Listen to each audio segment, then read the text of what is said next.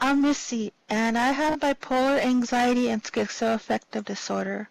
I cannot function normally without my meds, but with them I can. I've been in a cell for 6 years. I spent my time in a cell as a kitty cat's breeder, selling my breedables. It has helped me a great deal to socialize, add options in the kitty cats community. In RL, I'm a shy housewife from the United States. I'd like to introduce you to our next speaker, Meg Peters, who will be talking about challenging the conception that social media causes bad mental health. Ms. Peters is a PhD student in the Institute of Feminist and Gender Studies at the University of Ottawa. Her doctoral research looks at the narratives about mental health and social media spaces using interdisciplinary theory.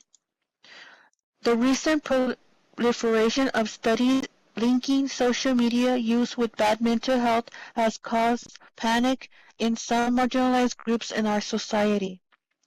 Ms. Peters believes that social media use does not correlate with bad mental health, but rather with bad effect. The communities in some social media platforms push members of marginalized communities away. But at the same time, some marginalized communities find these spaces empowering. Audience, remember that Mrs. Peters is new to Second Life? Please hold your questions and comments until she is done presenting. Now let's turn the floor over to Ms. Peters to learn more about this interesting topic.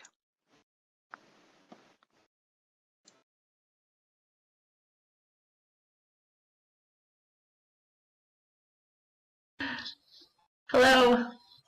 Hi, everyone. Thank you so much for that wonderful introduction. I am so honored to be here and so excited to be invited to be here today. This is my first time giving a presentation on an online world, in an online world, on social media, as I would call it.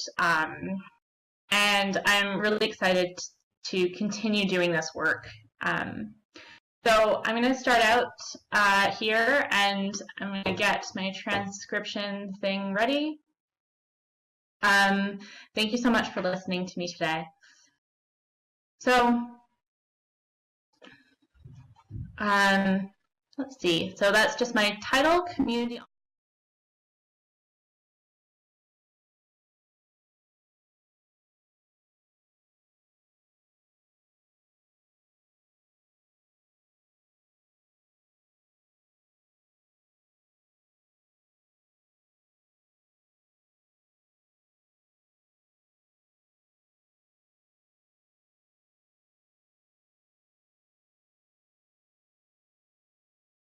Strover, for example, has argued that there exist two separate narratives that follow the internet, that of moral panic and moral imperative. Strover argues that the early internet spaces of the 1990s involved both the fear of online predators and a state imperative to invest in online architecture. Social media has been studied in multiple different capacities as media scholars struggle to define these complex spaces as they grow, change, and interact with non-virtual societies. So while these discourses of internet use being somehow dangerous are not new, the focus on social media use as a cause for depression and anxiety raises new questions as to what makes these spaces particularly depressing.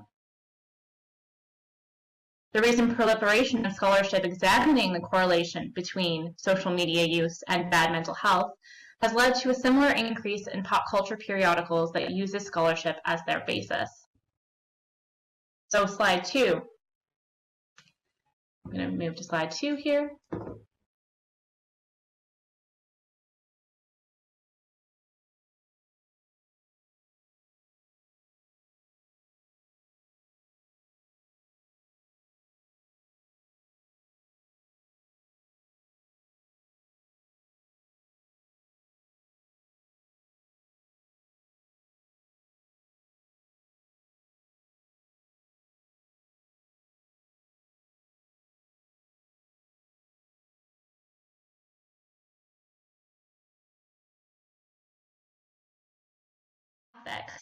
being experienced on an individual and collective level.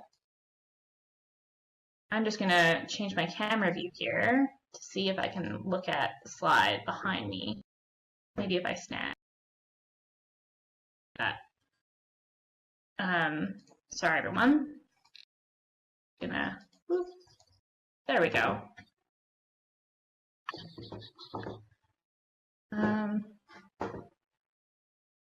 So slide 3 is a brief summary of my argument.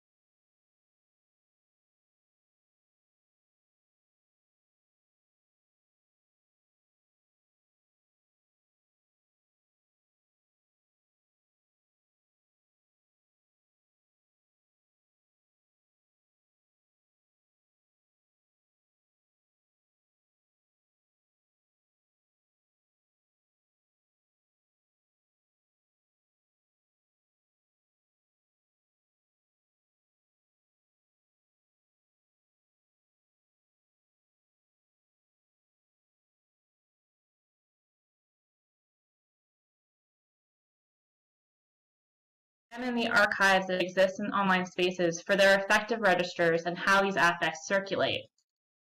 However, like the queer objects that Spetavis examines, the study of social media is complicated by capitalist structures that contain them. Thinking of social media as archives cannot fully describe the ways that social media operate. Social media have been described as both archives and publics. So they're not just the found objects, as they might be in Spetavis's study. They're also living, breathing objects. By examining social media not only as archives or publics, but as both, I argue that the ways that affect circulates is not random, but rather dictated by the combination of the interface and the community. So the interface, the structure that contain the social media spaces themselves, and the community, those impacting, interacting with, and enjoying these spaces. By borrowing from archival theory and feminist affect theory, we can more fully examine the ways that affect functions on social media. This presentation will interrogate the narratives that are mobilized on the pop culture periodicals that I mentioned earlier. And I will argue that social media, calling social media bad for our mental health, is problematic for 2 reasons. 1, because it conflates depression and anxiety with bad affect. And 2, because it erases the radical potential of some counterpublics online. So when we argue that social media is particularly bad for marginalized communities, women of color, queer folks, or trans folks, for example, they are telling these groups that they do not belong on social media. And I think in some ways also this extends to people with mental illnesses of many kinds. We say that social media exacerbates mental health issues, and what we're really saying is that there's no ways for those people to actually interact on any space. Saying that feeling bad is the same as depression is a problem because marginalized folks are already assumed to be in pain, in distress, or generally unhappy. So Sarah Ahmed gives a great example of this in her book, A Promise of Happiness, with the figure she calls the unhappy queer.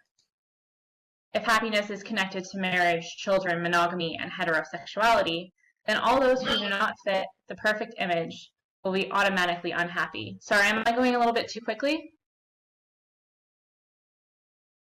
Okay, I'll continue. And indeed, this is the way that many of the studies around social media have framed depression as sort of people unable to do these essentially like assumed human timeline things.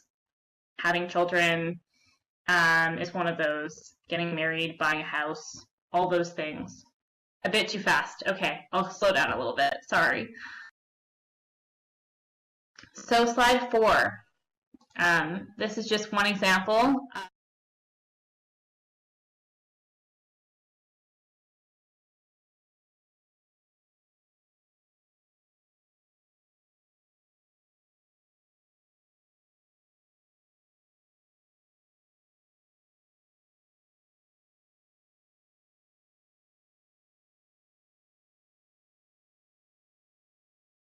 So basically, this is not necessarily a problem with social media in itself. It seems to be more a problem with neoliberalism or with capitalism.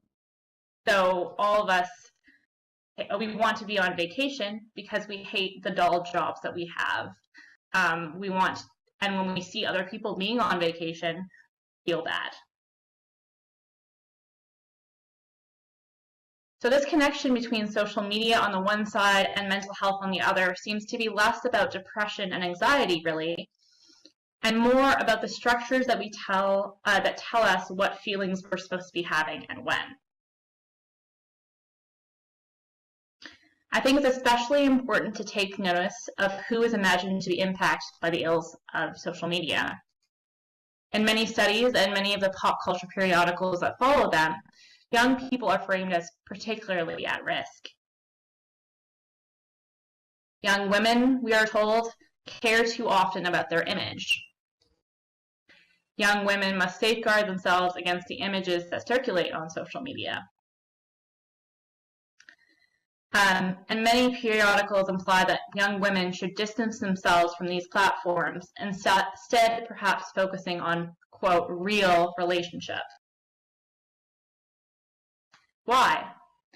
Well, young women are more likely to feel bad on social media. Slide 5.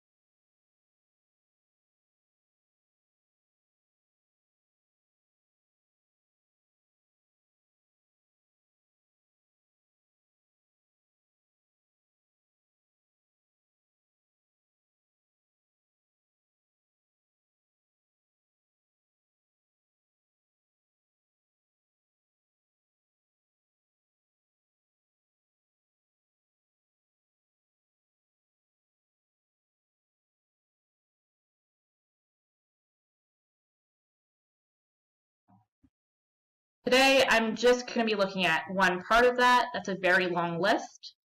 And in fact, affect theory has been imagined and has been theorized in many, many different ways. So that list is perhaps not even all of the ways that it has been talked about. But today, I'm going to be looking at one particular kind of that. So this is slide 6. My own work with affect.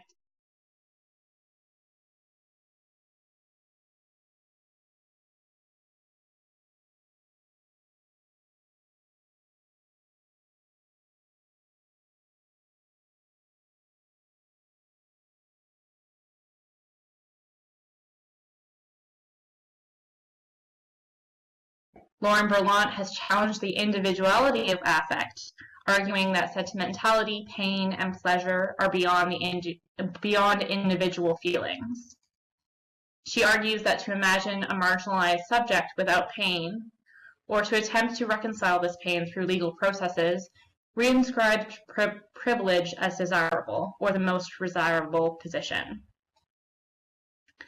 So negative affect is thus seemingly mobilized to help marginalized groups.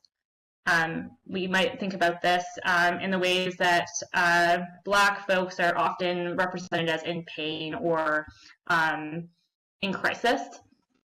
However, instead, this merely reifies the system that marginalized them to begin with. So it reinscribes them as a subject who is in pain. For Berlant, affect is political, and for me as well, it definitely is. Happiness is narrated as something that white, straight, middle-class people can have, and pain is narrated as entirely negative, so that everyone should want the white, straight, middle-class existence. These properties are related through the concepts of positive or negative affect. Bedovich begins in Archives of Feelings, the book that I mentioned earlier, by admitting that the book did not begin with trauma, but rather, quote, with depression, or to use less political terms, feeling bad. She extends this conversation of feeling bad in Depression, A Public Feeling, second book, where she examines depression as a political and public feeling.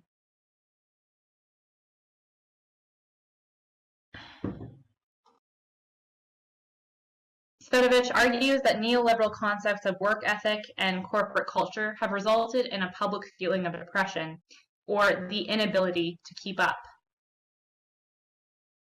In other words, depression can be seen as a category that manages and medicalizes the affects associated with keeping up with corporate culture and the market economy, or being completely neglected by it. Those are her words that I've just quoted.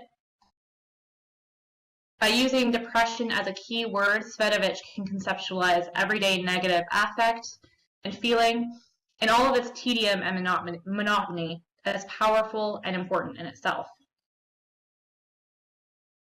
Rather than argue for recovery or overcoming these debilitating feelings and behaviors, she emphasizes the ways that depression can act as a spark for new ways of activism, a stuckness that can be translated into new ways of moving. So slide 7 here.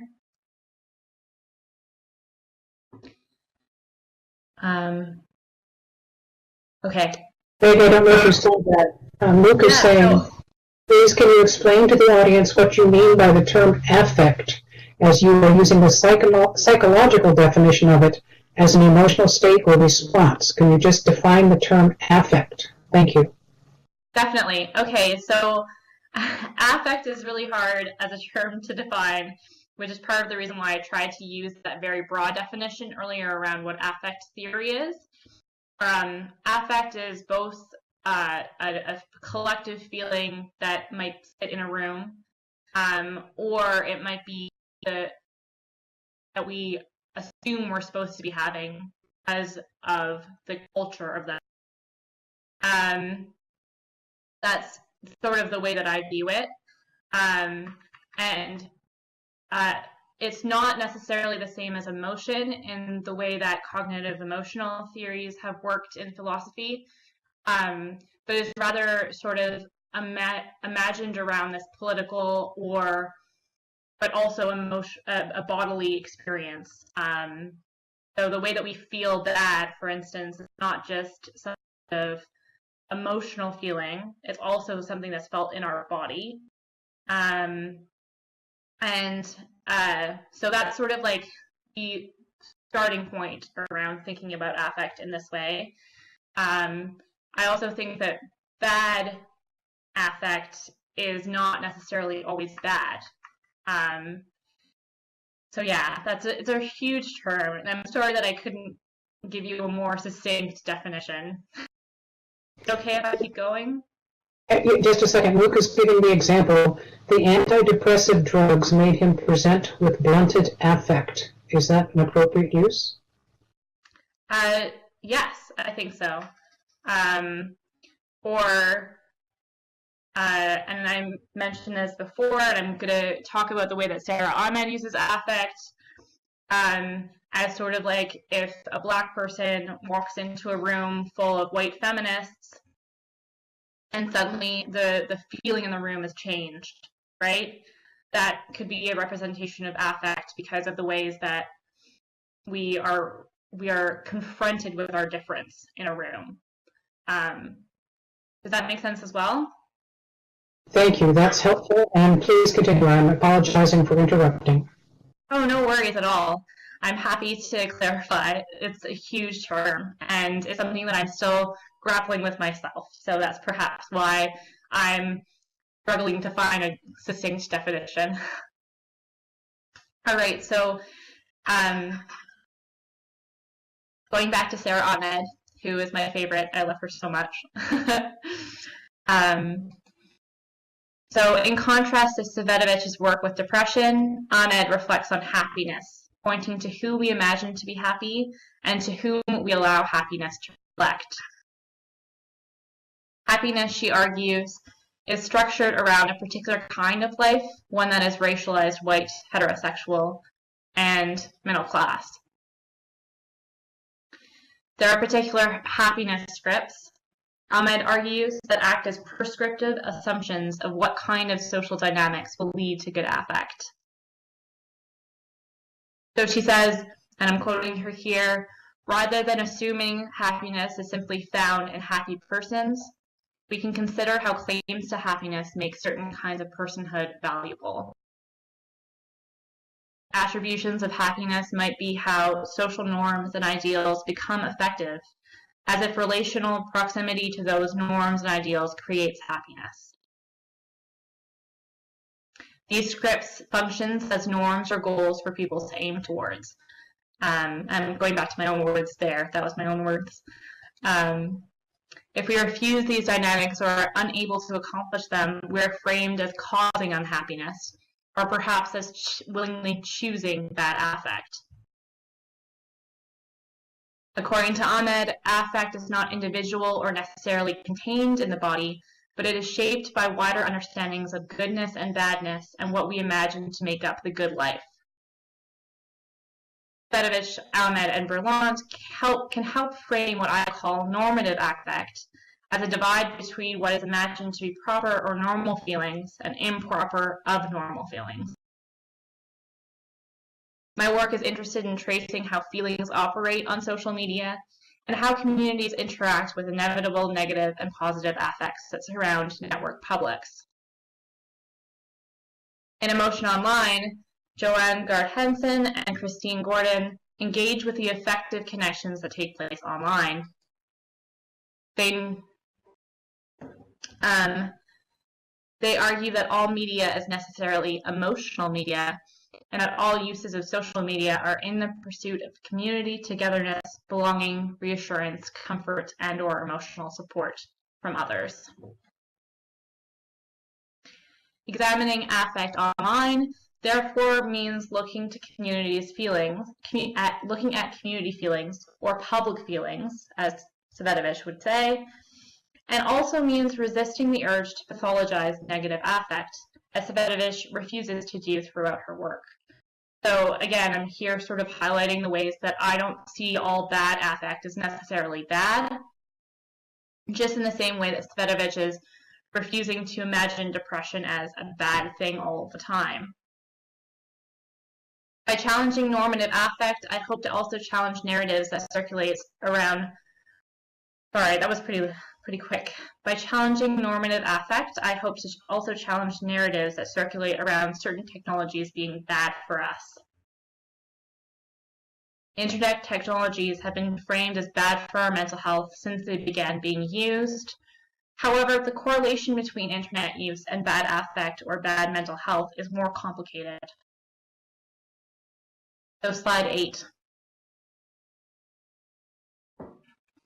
Here I'm quoting someone else. I think most of my slides, as you'll find, are the quotes so that you know the names of the people that I'm talking about. The effective engagements that take place on social media are largely due to how social media companies frame success in neoliberal ways.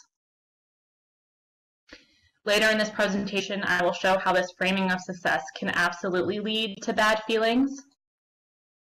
However, I want to challenge the idea that all bad affect is necessarily bad. If, as some scholars have claimed, Facebook depression, which is a term that has been used in some studies, is correlated to Facebook envy, another term that they coined, or the desire to be as financially and socially successful as our peers, then this kind of depression is an extension of a shaky definition of mental health.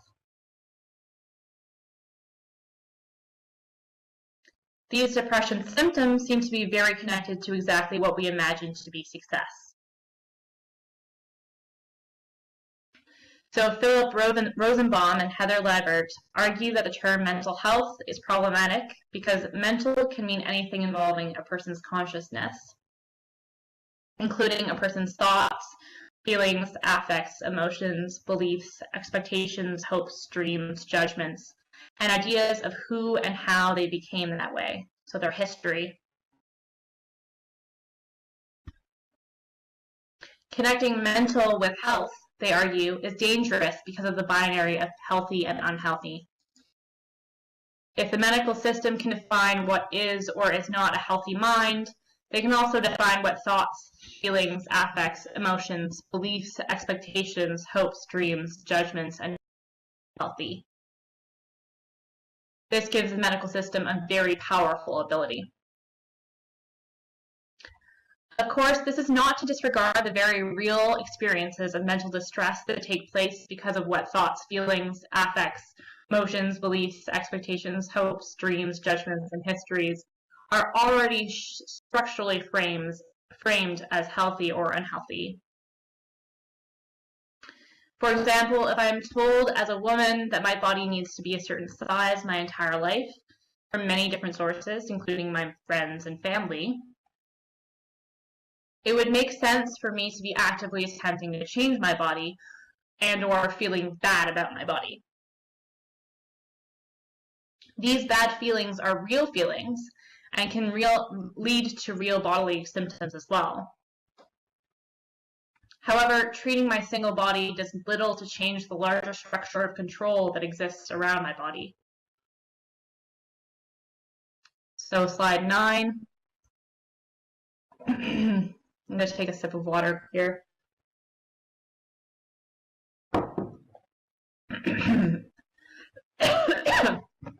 Sarah Ahmed also writes about a helpful figure in our discussions about good and bad feeling. He writes about the feminist killjoy, kills the joy of oppressive moments. When we refuse to adhere to oppressive logic or cannot live up to their high standards, we will kill the joy of oppression. To return to my early example, the simple act of accepting my body with all of its imperfections is a feminist killjoy act. Similarly, the act of romantically loving a woman as a woman is a killjoy act in a heteronormative society. Refusing to feel good can also be a killjoy act. So negative affect is not always something to be fixed. Rather, it can be a gateway to realizing how oppressive the system you exist in really is. So slide 10, now we're talking about social media. Now that we've talked about mental health and how affect affects it, that's a funny term, affect affects it, I want to turn to definitions of social media. Media scholars have criticized the term social media for being redundant, because all media is social in some way. Social networking might be a more accurate term, but it does not seem to necessitate the use of internet technology. That is, you can attend a physical social networking event, for example, without the use of an internet connection. For those who do use the term social media to refer to internet spaces where you can connect with others, there's often a differentiation made between spaces that use real identities and spaces that use anonymous ones. I would argue that there's also an unspoken distinction between social media and video games, for example, even if they are massively multiplayer online role-playing games, and involve real conversations with other users. So a space like Second Life, for example, might not be seen as social media, which I find interesting. Similarly, discussion forums and blogs are not seen as social media as they are not necessarily hosted by a single domain. While users can interact with one another on these spaces, they are not necessarily contained by a single HTML code. These distinctions are perhaps necessary as studying the process of developing these spaces, but seem thematically strange when discussing how we use each internet space. I use the term social media to refer to all forms of internet spaces that contain some kind of sign-up or sign-in page and allow users to see information about other users. So for me, Second Life is absolutely social media. This includes like the massively multiplayer online games, online role-playing games that I mentioned earlier, some online forums, some kinds of websites, some kind of email communication, blogs, and websites like Facebook, Twitter, Tumblr, Reddit, and YouTube that are organized around the principle that you might stalk others online. This broad definition that I've created is to recognize the ways that while the development of social media spaces might differ widely, for example, a video game is much more visually complex than Facebook, the ways that users engage in social interactions is similar across the board. If I'm playing a video game and building a team to attack a virtual boss, I'm effectively engaging with the video game itself and those within my team. If I'm responding to a blog post comment, I'm also effectively engaging with the blog and those who are interacting with my blog post. Each of these spaces contains a public that I'm engaging with. So slide 11. When I point to social media as a public, I'm referring to Dana Boyd's term, networked publics. It is important to note that when Boyd discusses network public, she is not referring to an entire social media space, but pointing to, it's cut off in my transcript here, but it's pointing towards the particular space that I have when I'm connecting with others on that space. So, in other words, if I make network connections through Twitter, for example, my network public is limited in part to those who I follow and those who follow me. Twitter, the Twitter that is available to someone else who is making a different community for themselves is not the same Twitter that is available to me. While we might share a set of terms and conditions and an interface, we do not necessarily share community. In an earlier work, Lloyd argues that all social networking sites involve 4 properties that are not typically present in face-to-face public life. He lists them: persistence, searchability, exact copyability, and invisible audiences. These are largely in line with viewing social media as containing publics. As users construct or demonstrate their identities on these social media spaces, their feelings of excitement, disgust, joy, and anger reverberate through the network publics to the gain largely of the social media companies themselves, and not necessarily to their communities.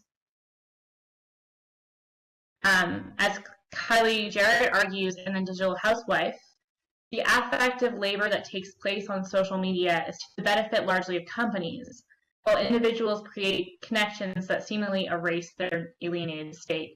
I can explain that a little bit more in the question period, but that is, when we engage effectively online, we're both creating connections and laboring freely for advertisers and for social media companies themselves. As users construct or demonstrate their identities on these social media spaces, their feelings are shared. Thinking of online effective engagement as unpaid labor implies that this engagement is only for the companies that host the social media spaces, and not for those communities. But indeed, if we think of social media spaces as only their interface, it would be easy to make such an argument. However, many people freely engage in affective connections in social media spaces without imagining it to be work. And many people who engage in affective connections and attachments are actually paid for this labor.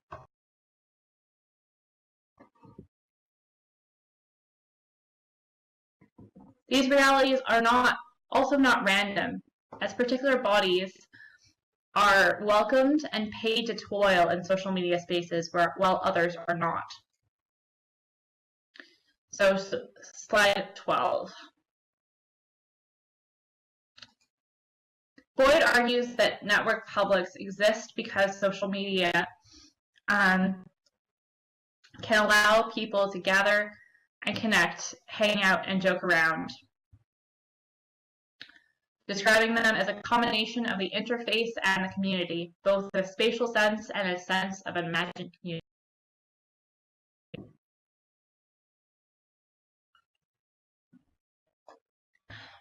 Lloyd thus distinguishes between the interface as the spatial sense of social media and those who use these spaces as the imagined community.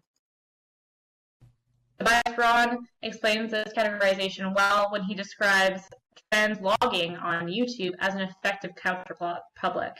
So those who are trans who video blog on YouTube make up a counter-public. He describes them as a loosely self-organized entity that uses and to a certain extent is framed by the tools and framework provided by YouTube. As Ron alludes to, the tools and framework provided by YouTube and other social media sites do affect how publics and counter-publics are formed online. While users have some control over who populates their publics, the social media company who sells their walls to advertisers and manages the ways these publics are structured. As users construct or demonstrate their identities on these social media spaces, oh, and I've said this like 3 times, so I'm not going to say that again. It is to the gain of social media companies.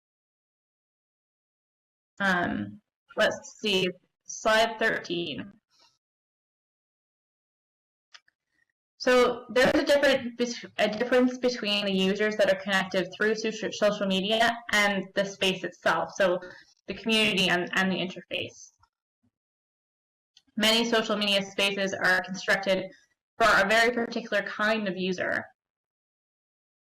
This creates affect aliens, to use Sarah Ahmed's term, as those who find themselves out of place in the social media spaces that are made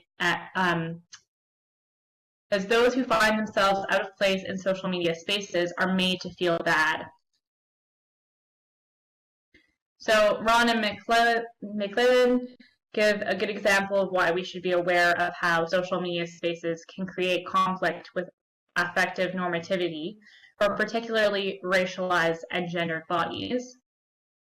They argue, their study includes 8 young women of color who identify as queer and have used Facebook to communicate with their friends. They found that there was a particular kind of stress involved when the network publics of the subjects included both their families and their friends. While they may have shared their queerness with their friends, many did not share this part of their identity with their families for various reasons. The subjects discuss the conflicts and stress that arises because of having multiple identities online, and because of both being a woman of color and a queer woman on a space that was particularly white and straight. Indeed, if we notice the ways that Facebook has and was constructed as a middle-class, white, straight space, it makes sense that these young queer women of color were uncomfortable using it. If queerness and being of color is made to be abnormal through a social media's interface, a straight and white community will follow. So slide 14, and we're going to be looking at Facebook here now. And I give a screenshot here of the gender customization that you can have as a Facebook user. Facebook is a good example of multiple kinds of alienating interface aspects.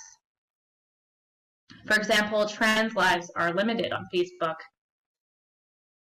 In what Rena Bivens calls an insincere yet highly marketable regulatory regime, Facebook claims to have 58 genders within its digital walls, so female, male, and 56 custom, but actually still subsumes genders outside the binary into the binary. Gender nonconforming people therefore interpret themselves as being included on this SNS, but are actually unknowingly conforming just by using it. The way that gender has become a mandatory field on Facebook makes it so that all users must conform to some part of the binary. The database is actually programmed to read gender through pronoun, not the gender choice. So when a user chooses them, and they have three choices: she, her, he, him, and they, them. If they choose them, they, them, their gender turns to 0 in the database rather than 1, which would be female, or 2, which would be male. So she and her would be 1, he and him would be 2. For marketing purposes, these 0s, 1s, and 2s act as the binary, as marketers do not receive access to the 0s. Bivens argues that the points of code are never neutral, as they are formed by people with social connections. On slide 15 here, I'm going to add some bits to talking about Facebook. I would also add that while there are 58 genders on Facebook, there are only 2 boxes with 4 options for desire.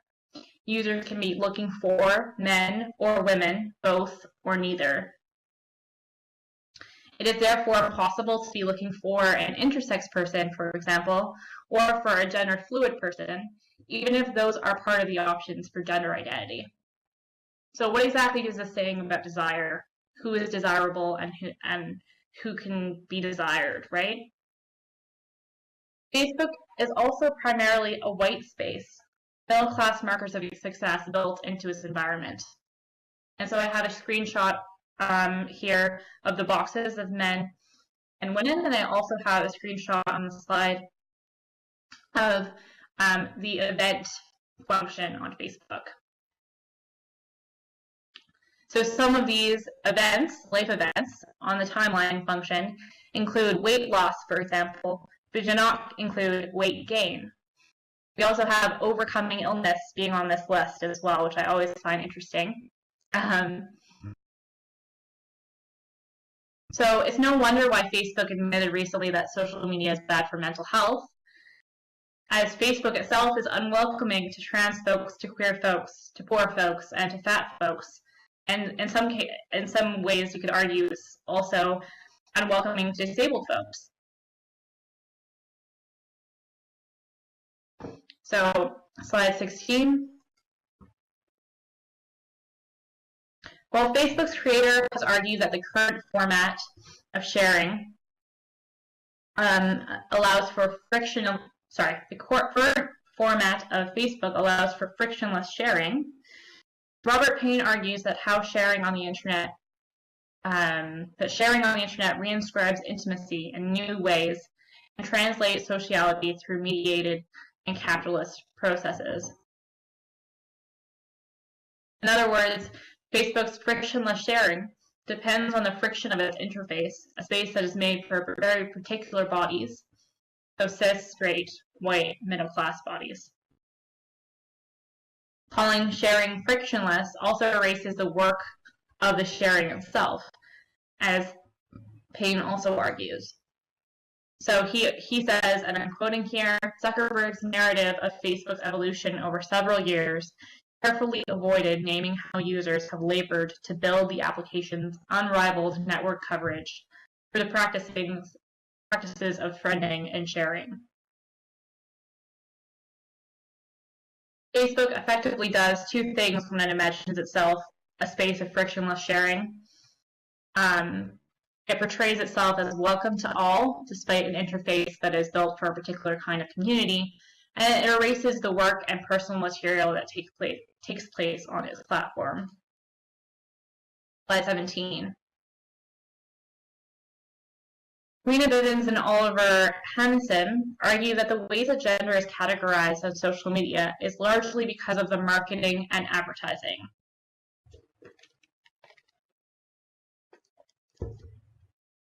And we can see that already with gender on Facebook, but we're going a little bit further here. These platforms, this is them, they're quoting this, I'm quoting them again here. These platforms often position themselves as neutral or open online spaces designed specifically for users, when their primary goals actually involve generating, capturing, and controlling user data, affording platforms great power over users.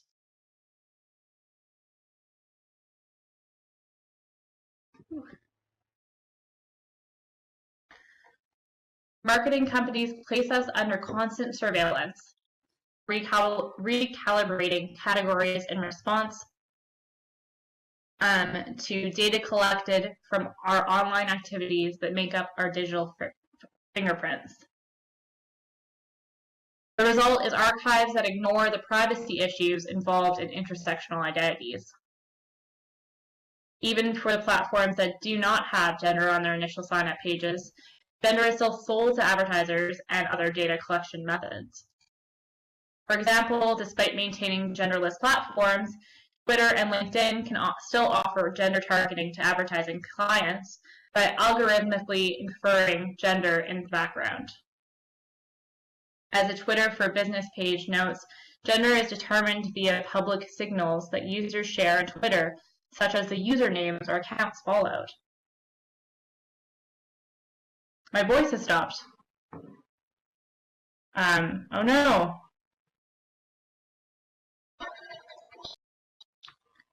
Is it better now? Can you hear me? Okay, great. Sorry.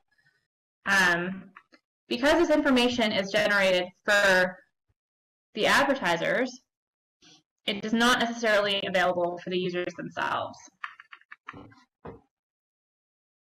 In other words, while Twitter might discern that I'm a woman based on who I follow as a Twitter user, I might never have this information from Twitter itself. Oh no, it stopped now for everyone.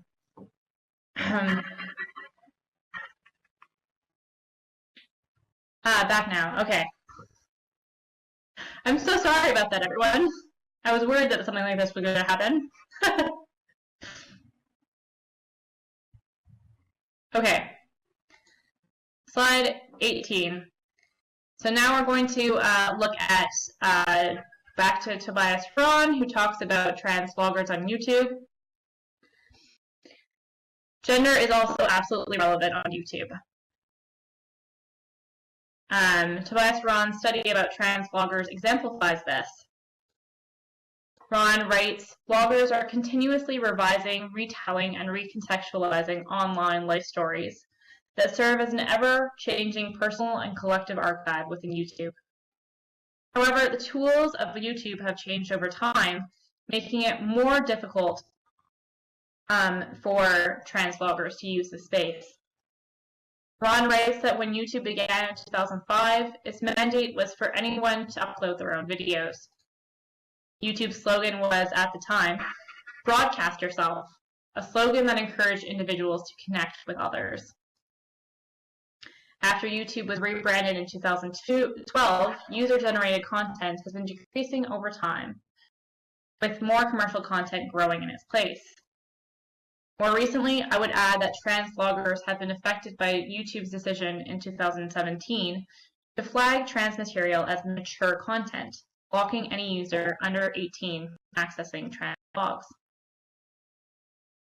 The growth and accessibility of the archive material is directly impacted by the interface itself. In this final example of trans blogs on YouTube, the community cannot grow when trans lives are framed as automatically contentious. Of course, in this example, trans bloggers spoke up about what they thought was discrimination. The community here challenged the interface to remove the restrictions on trans blogs. So, slide 19.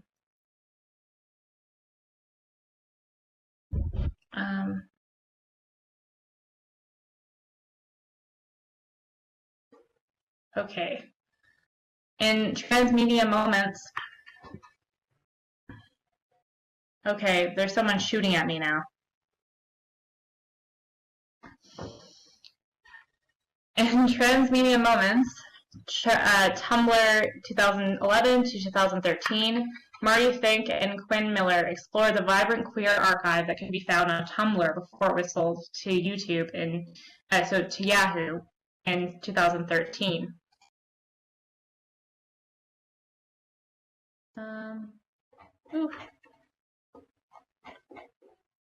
In their conversation, they admit that they were afraid of losing the space to big business, as Yahoo, as a corporate entity, might completely change the space.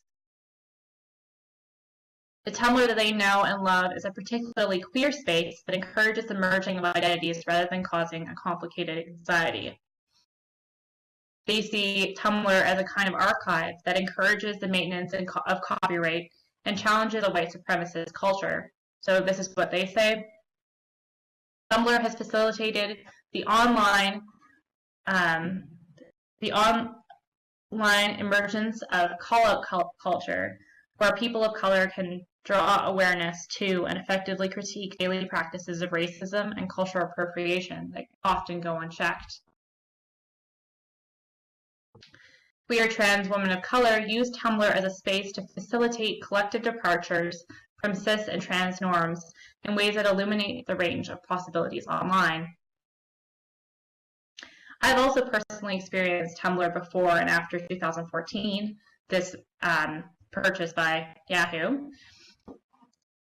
I remember posting my own intentionally blurry pictures from a vigil for Mike Brown in November 2014 and being told by Black activists on Tumblr to remove them, which I immediately did. Oof. Tumblr is a space where users are encouraged to think before they post and always reblog and therefore maintain the reference to the author's user names, rather than steal another's work. When Fink and Miller worried that Tumblr would become a more capitalist space after Yahoo purchase, Tumblr remains a relatively radical space. So let's look at slide 20. Tumblr's queer and radical space can be contrasted with Reddit, another microblogging social media space. In participatory culture, community, and play, Adrian Massanari examines the website and online community of Reddit, arguing that certain specific aspects of culture, community, and play are being performed online. Massanari argues that the negative aspects of the Reddit community, namely the misogynistic, white supremacist, and trans and homophobic side, is not just a small niche, but ingrained in the very interface of Reddit itself. The average Redditor is perceived as a white, male, and college educated, or in the midst of college education, she argues, making anyone who is not white or male, a trans Black woman, for example, would be perceived as unwelcome or intruding on Reddit space. By looking specifically at one subreddit, there are many subreddits within Reddit site that separate Reddit into themes or sections based on particular communities. So she looks at what Reddit says. Massanari shows that when Reddit's interface is changed or flipped, the community itself also changes. Unlike the rest of the site that bases its most likely to be seen posts on upvotes, SRS does not have any upvote button at all, instead only categorizing posts based on downvotes. This subreddit encourages users to post the most homophobic, misogynist, or otherwise problematic materials out elsewhere on Reddit in order to literally downvote it. SRS therefore becomes a space where users can, as Sarah Ahmed says, play the feminist killjoy, much to the chagrin of other users. Massanari describes the frustration of other Reddit users that SRS exists, pointing to how most users choose to instead believe that the moments of racism, homophobia, transphobia, or racism are only in good fun or are isolated events. Instead, the existence of SRS shows that most other spaces on Reddit in fact enforce these behaviors by making them invisible in the opposite way. Massanari argues that SRS represents a counter-performance and a transgression of Reddit's normal rules of play. I would argue that it shows that there exists an alternative community on Reddit, one that is not necessarily white, male, and college educated. It also shows how much interface is absolutely linked to community. That is, a community that refuses to address its ongoing white supremacist heteropatriarchal basis is reinforced when bad comments are hidden under a sea of downvotes. Reddit, as Massanari shows, is largely unsafe for many intersections of marginalized identities, rather than calling Reddit bad for our mental health, it is more productive to critique the space for its interface that has allowed for white supremacist and masculine community to become the majority. The effective labor it would take to challenge this community does indeed cause mental distress for particularly marginalized people. As SRS shows, when we challenge the interface, however, when we change the interface, we also change the community. It is possible to challenge an interface that is unwelcoming towards particular groups of people, as long as the social media companies are willing to listen to the distress of these people. Slide 21.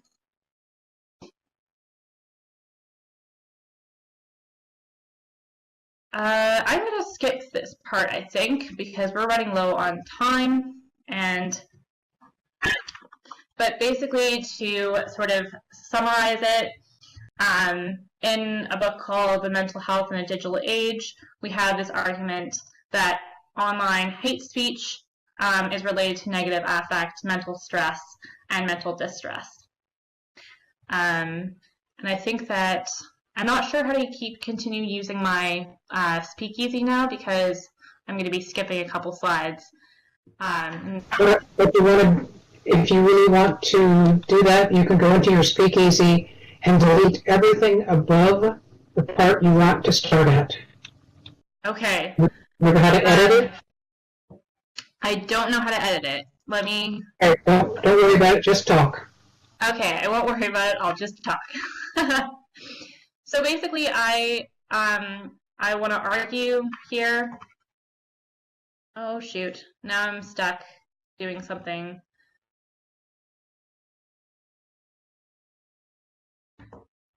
Okay, now we're back. I'm so sorry. So basically, I want to skip that one too. I argue that throughout this paper, that calling social media bad for our mental health is problematic because it conflates depression and anxiety with bad affect.